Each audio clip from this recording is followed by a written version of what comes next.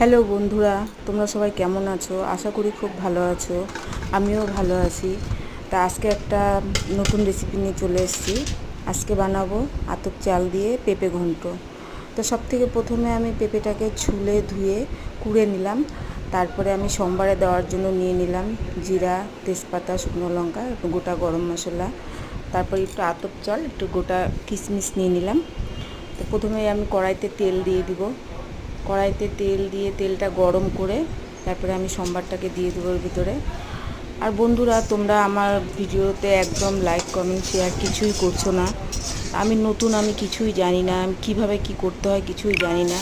তো তোমরা একটু করো, একটু করলে আমি বুঝতে পারবো কী করে কী করতে হবে।